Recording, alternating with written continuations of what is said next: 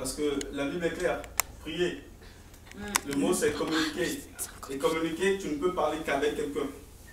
Si tu parles seul, tu ne parles pas avec quelqu'un, tu ne communiques pas, tu fais un monologue. Et chez nous à Rech, on peut te garder là-bas. Non mais c'est vrai. Hein. Parler, communiquer avec quelqu'un, c'est parler. Et prendre le temps de te taire. Et d'entendre ce que l'autre veut te dire aussi. Et cette autre personne, c'est le Saint-Esprit qui est là. C'est Dieu lui-même. Donc, je voudrais profiter pour aborder un peu un enseignement sur le jeûne. Ma bien-aimée Sandra, je ne vais pas revenir sur ce que tu as dit. Quand tout le monde a tout dit, ça ne sert à rien de prendre la parole et de remettre une couche. Donc s'il y a des gens qui ne parlent pas, ne pense pas que c'est parce qu'ils n'ont rien à te dire ou parce qu'ils ne se sentent pas concernés. C'est que tout a été dit et ça ne sert à rien de remettre une couche. Moi, le plus important pour moi, c'est juste que tu te remettes encore au service de Dieu le plus rapidement possible. Ne te laisse pas mettre de côté par le diable, c'est tout. Ce que je peux te donner comme conseil. On pourra en rediscuter plus tard. Le jeûne, bien-aimé dans le Seigneur. Vous savez, des fois, nous sommes les obstacles à nos propres bénédictions. Pourquoi? Parce que nous ne connaissons en réalité pas Dieu en profondeur. Ou ne serait-ce que comme il se doit de connaître Dieu. Mais la Bible est claire. Nous ne pouvons pas connaître Dieu dans toute sa profondeur, dans toute sa longanité, dans toute sa largeur. Nous ne pouvons que le connaître qu'en partie. Mais le peu que nous sommes censés connaître, il est bon de le connaître en profondeur. Sur ne serait-ce que la petite portion que nous sommes censés connaître. Et c'est sur ça que je voudrais vous emmener, sur ce terrain que je voudrais vous emmener ce matin, bien-aimés dans le Seigneur. Le jeûne n'est pas un moyen de pression sur l'Éternel Dieu. Il faut que ce soit clair. Si tu demandes quelque chose à Yahweh et que tu te mets à jeûner, tu risques de ne pas l'obtenir. Tu peux crier, oui, ça arrivé une fois, j'ai jeûné, Dieu m'a accordé. Vous savez, la bénédiction n'est pas le moyen de savoir si Dieu t'a exaucé ou si Dieu a entendu ta prière ou si Dieu a béni. Non. Il y a des gens qui sont dans le péché, dans l'iniquité, qui ne connaissent pas Dieu, qui sont bénis tous les jours. Si tu crois que parce que tu veux une voiture, tu as dit Seigneur, je veux une voiture, tu as reçu la voiture, c'est que Dieu a exaucé, ça ne veut rien dire. Donc quand tu sors d'un jeûne, tu demandes quelque chose et que tu l'obtiens, ne dis pas tout de suite que Dieu a agréé ton jeûne. Et je pense, et je crois personnellement, que le jeûne, ce n'est pas un moyen de pression sur Dieu. Ni que ce soit pour demander quelque chose, pour obtenir une faveur, pour faire quelque chose. Si tu rentres dans ce principe, tu te plantes déjà d'avance. Et honnêtement, je vais nous dire quelque chose aujourd'hui. Si nous ne changeons pas d'attitude par rapport à la conception du jeûne divin, nous allons tellement tomber la face à terre qu'il n'y aura même plus de dents dans nos bouches. Tellement qu'à chaque fois nous tomberons, nous allons perdre des dents. Le jeûne n'est pas un moyen de pression sur Dieu.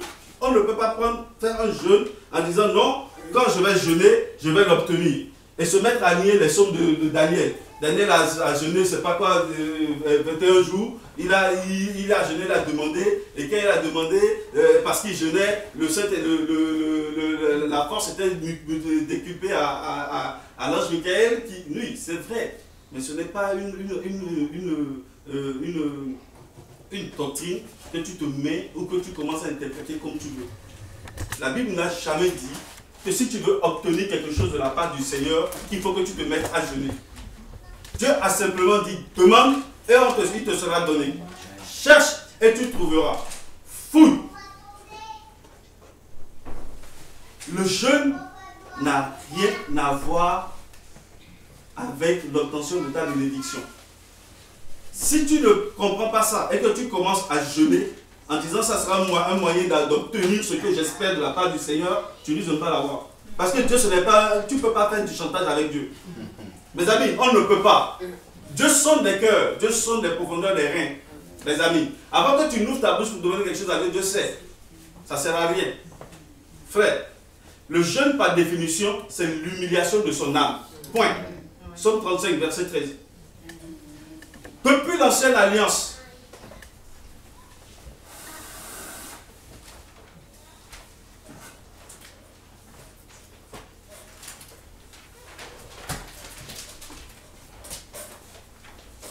quelqu'un trouve qui lise, hein? On attend que tout le monde compte. On attend que tout le monde compte.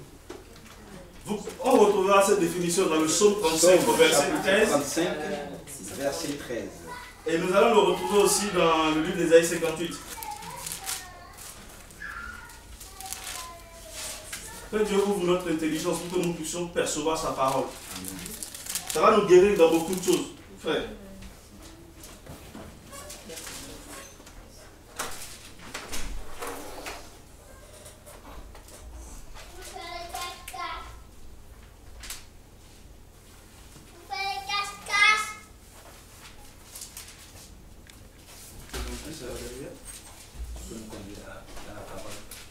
Oui. Qui est l'homme qui prend plaisir à la vie, qui aime la prolonger pour jouir du bonheur. Garde ta langue du mal. C'est pas ça? Psaume chapitre 35, verset 13. Ah, chapitre 35. Dans Psaume 35, verset 13, il est dit, mais moi, quand ils ont été malades, je me vêtais d'un sac, j'humiliais mon âme dans le jeûne et ma prière retournait dans mon sang. Quelqu'un peut nous lire une des versions les plus anciennes de l'apôtre Paul? La BJC. Oui. Psaume 35, verset 13. Mais moi, quand ils étaient malades, je me couvrais d'un sac. J'affligeais mon âme par le jeûne. Je priais dans mon sein. Je continue. Amen. Amen. Vous allez retrouver la même définition du jeûne dans Ésaïe 58 au verset 3, où ça parle d'humiliation de son âme. Le jeûne, c'est quoi? C'est humilier son âme devant Dieu. Tout simplement. Ce n'est rien d'autre. Dans l'ancienne alliance, les gens, pour montrer qu'ils humiliaient leur âme, ils se mettaient ils se couchaient dans la cendre, ils portaient des sacs, des sacs de jute, ils déchiraient leurs habits, pour montrer qu'ils étaient affectés dans leur âme et qu'ils voulaient affliger l'âme aux yeux de l'Éternel. Que Dieu sache qu'ils sont bouleversés même juste dans leur profondeur. Ce n'est pas simplement une question de prise de conscience. Et dans l'ancienne alliance, ils jeûnaient pour tout. Là, on a vu ça, c'était pour demander la guérison de quelqu'un d'autre, pas du concerné. Ils ont jeûné pour demander le pardon de leurs péchés. Ils ont jeûné pour demander la délivrance d'Israël. Ils ont même prié, ils ont même jeûné pour demander que Dieu soit leur sécurité sur le chemin qui les emmenait de la Babylone sur Jérusalem. Ils jeûnaient pour tout. Bien-aimés dans le Seigneur. Toute occasion qui se présentait pour eux était un moyen de jeûner, un moyen de chercher la face de Dieu, un moyen de dire à Dieu, oui, nous sommes affligés par la situation, nous sommes concernés par la situation. Et pour te le prouver, regarde comment nous traitons même notre âme, pour que notre âme elle-même puisse prendre conscience que la situation, que l'heure est grave et que nous comptons que sur toi. Ils allaient jusqu'à même faire jeûner les animaux dans la Sainte Alliance, pour que Dieu puisse voir que l'heure est grave à leur niveau. Bien-aimés dans le Seigneur. Est-ce que vous vous rendez compte? Le jeûne, ce n'était pas pour eux un moyen de pression sur Yahweh. C'était juste montrer à Dieu qu'ils se sentaient concernés, que leur cœur était contrit, qu'ils ressentaient de la douleur au plus profond d'eux. Et je vous dis cette définition, vous venez de la lire dans le psaume 35 au verset 13, et vous retrouvez la même définition de ce que c'est que le mot jeûne dans Ésaïe 58 au verset 3. La deuxième partie aussi. Alors, bien-aimés dans le Seigneur, On lit. pourquoi pas? Pourquoi jeûnons-nous et tu ne le vois pas? Pourquoi affligeons-nous nos âmes si tu n'y as point connaissance?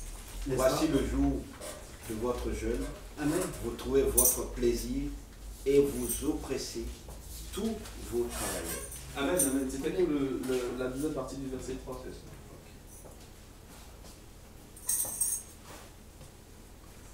Que nous sert de jeûner si tu ne le vois pas? De mortifier notre âme si tu n'y as point égard. Définition du mot jeûne.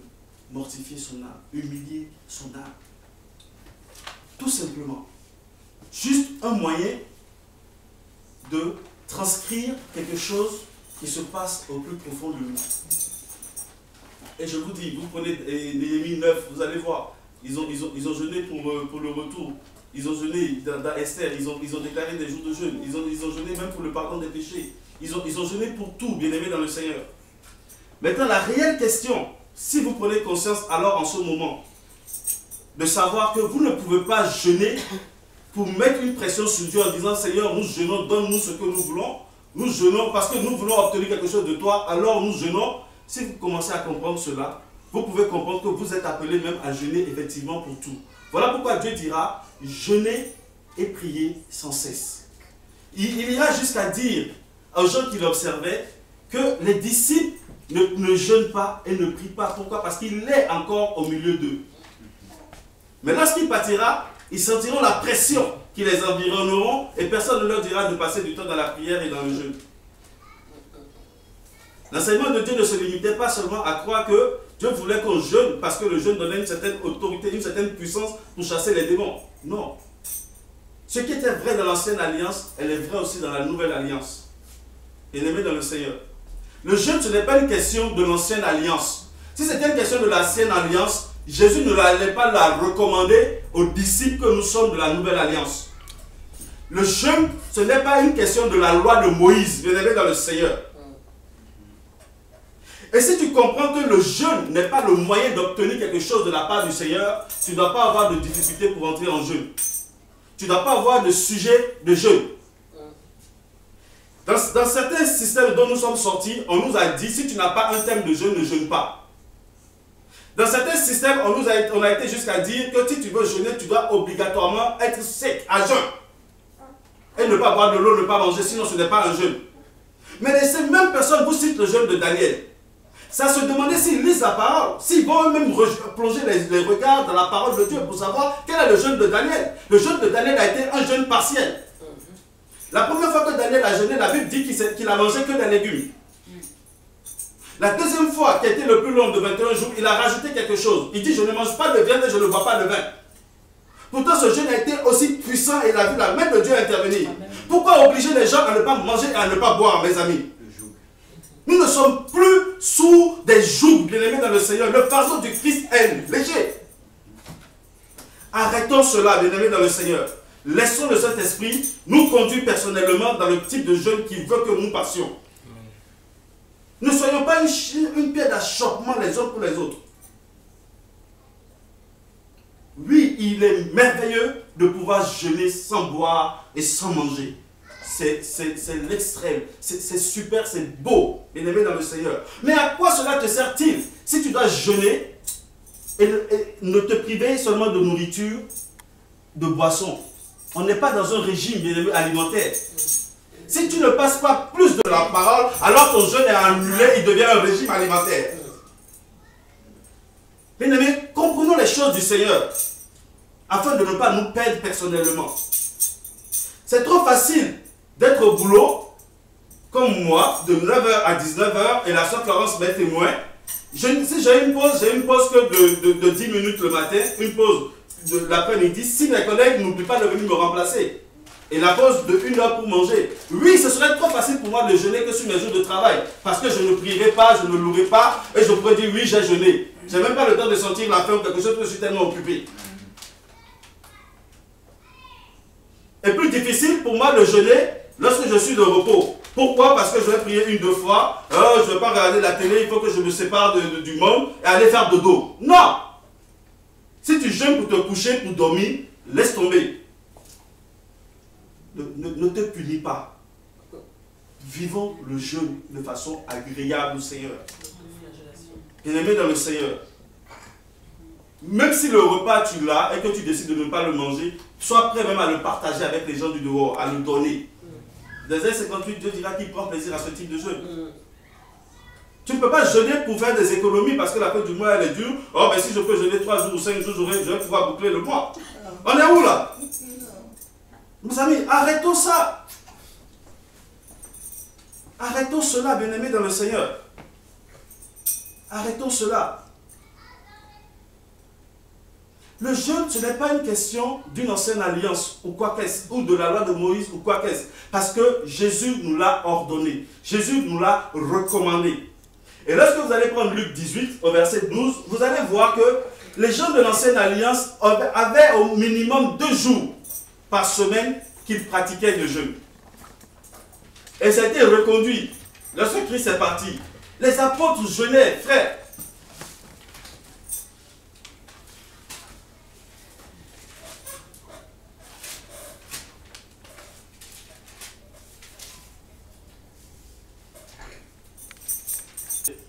Et je vous garantis que les apôtres l'ont reconduit. Quand vous prenez le livre de Actes 13, je ne sais pas pour ceux qui vérifient, vous avez vu ou pas? Ça doit être ça, si je me trompe, je peux corriger en même temps, comme ça.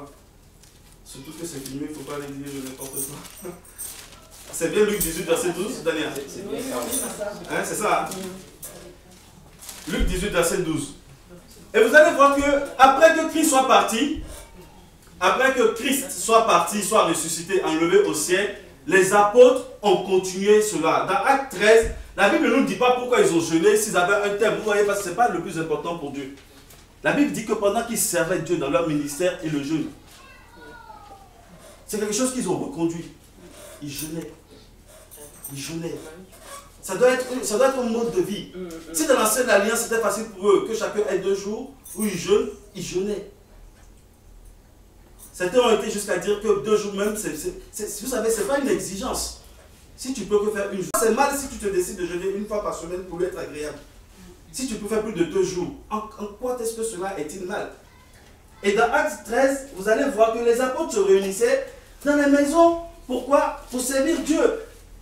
En faisant quoi? Dans leur ministère et dans le jeûne. Un peu comme ce que nous sommes en train de faire au jour d'aujourd'hui. Nous sommes là en train de servir Dieu dans le jeûne. Ou bien c'est pas ça, c'est ce qui est écrit ou pas? Après avoir jeûné et prié, il leur... Non, lui à partir du verset 2, c'est encore plus doux là-bas.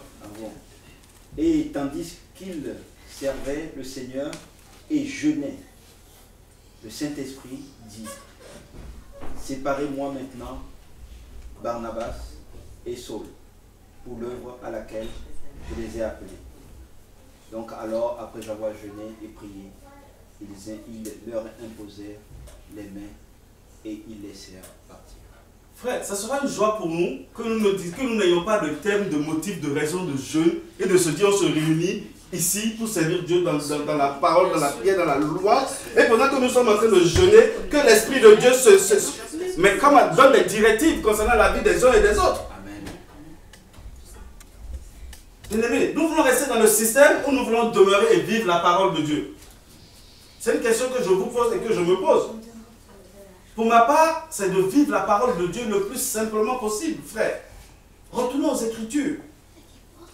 Et séparons-nous du vieux système. Définitivement. Bien-aimés dans le Seigneur. On ne peut pas demander si nous sommes d'accord de nous réunir 1 fois par semaine pour prier. Ça n'a pas de sens. Au fait de savoir si nous pouvons avoir une journée pour louer Dieu ou pour adorer notre Dieu. Nous, tout le monde dira, mais tu sors d'où là? Dans le bâtiment, on a toujours fait culte. Et pourquoi aujourd'hui on va voter pour savoir si... Mais il y a des choses du Seigneur qui sont terre à terre, qui sont oui et amen. Le jeûne, la prière. On ne peut pas se concerter entre nous pour savoir si c'est bon, si on doit continuer ou pas. C'est pour ça que des fois, il est bon que nous retournions à la parole et que nous cherchions simplement à nous conformer à la parole. Il y a des choses pour lesquelles on priera, on a beau prier, on a beau chercher la face de Dieu, on n'aura jamais de réponse. Demandez à Dieu s'il est bon, s'il veut que nous nous réunissions pour prier, attendez la réponse. Vous allez attendre longtemps, Dieu ne vous répondra pas, c'est de la moquerie. C'est déjà écrit dans la parole. Bien-aimés dans le Seigneur. Et je voudrais finir en venant en disant que oui, à partir du moment où ce n'est pas une question de l'ancienne alliance, et que c'est une recommandation du Seigneur, la Bible nous dit que ce qui s'est passé dans l'ancien temps doit nous servir d'un moyen de montrer à Dieu, oui, nous sommes concernés par la maladie du frère, comme si c'était nous-mêmes. Regarde comment nous traitons notre âme, regarde comment nous l'affligeons pour qu'il puisse s'autodiscipliner, être dans ta présence et réclamer la guérison du frère. Ce n'est pas le jeûne qui va guérir le frère. Non.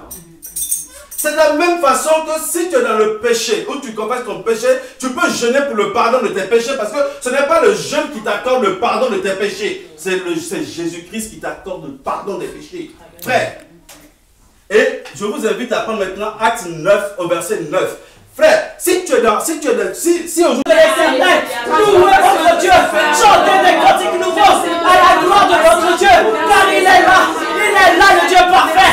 Il est là, le Dieu véritable. Il est là encore. Il est là pour te bénir. Il est là, il est là, il est là, il est là. Il est là, il est là, il est là, il est là. Oh, l'onction prophétique est là. L'onction prophétique est là. L'onction prophétique est là. Il est là, Yahweh Jireh. Il est là, le Dieu puissant. Il est là, le Dieu véritable. Sois élevé, sois exalté. Roi des rois, Seigneur des seigneurs. Il descend de son trône élevé. Il descend de son trône élevé. Il descend de son trône élevé. Il est là, il est là, il est là. Il est là, l'agneau immolé. Il est là, le Dieu parfait. Il est là, oh, la beauté. Il est là, la lumière. Il est là, la parole vivante. Il est là, l'épée. Oh, il monte sur son cheval. Il monte sur son cheval. Il arrive bientôt. Mon peuple, réjouissez-vous. J'arrive bientôt. Je suis l'époux. J'arrive bientôt pour enlever mon église sans tache ni ride. Mon église qui n'a pas de soucis dans son cœur. Mon église qui s'attache à moi, à ma volonté. Je suis là. Je suis votre Dieu. Je suis là. Je suis votre Dieu. Vous me minimisez. Vous me minimisez. Je suis là. Je suis votre Dieu. Je vous appelle à faire de grandes choses. Mais vous vous dites, mais qui suis-je? Oh, qui suis-je pour aller faire l'œuvre de Dieu? Qui suis-je pour aller guérir les malades? Qui suis-je pour aller visiter les prisons? Qui suis-je pour aller dans les hôpitaux? Mais je dis, je suis ton Dieu. Je suis ton Dieu. Je suis ton Dieu. Quand le feu du Saint-Esprit vous touche, tous, recevez tous le feu du Saint-Esprit. Recevez et allez partout annoncer mon évangile, car j'arrive bientôt. Ceux qui seront dans leur maison, assis dans leur canapé, je viendrai et je leur donnerai la rétribution. Mais ceux qui se lèveront pour mon nom, pour me défendre mon évangile, je les récompenserai. Ne craignez point, n'ayez point de doute en vous, car je suis là, au milieu de vous. Ne craignez point, car je suis l'Éternel, le Dieu des armées. Oula.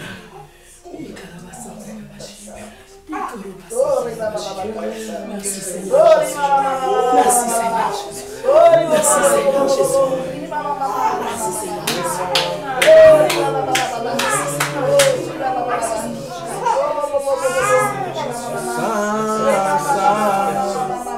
Est l'Éternel des armées.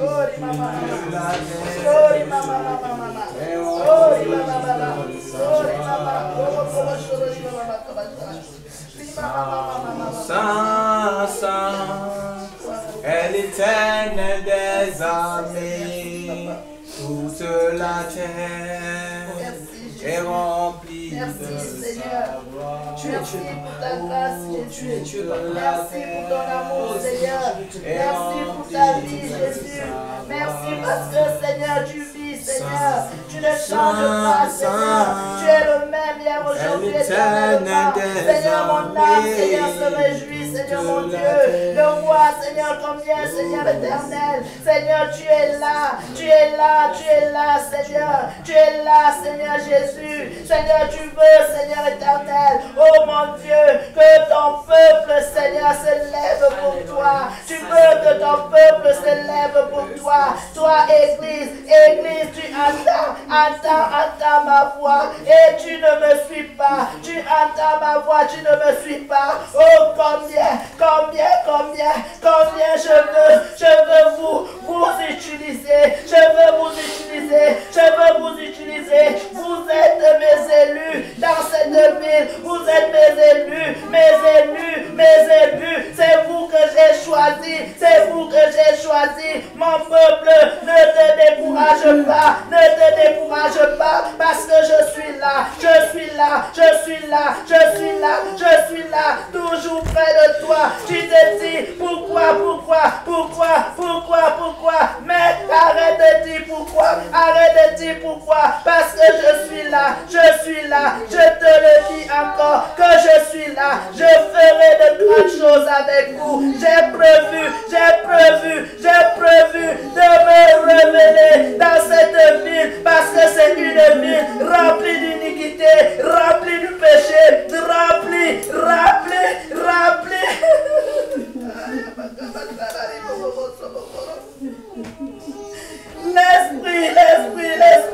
L'esprit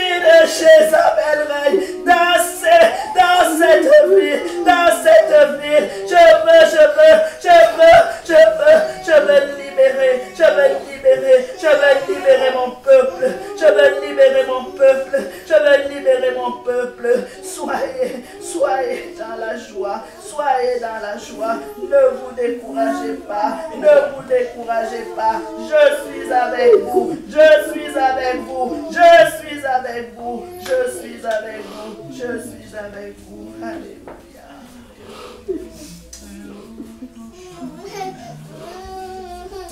Oh, gloire à toi, Seigneur Jésus. Oh, gloire. Oh, alléluia. Alléluia.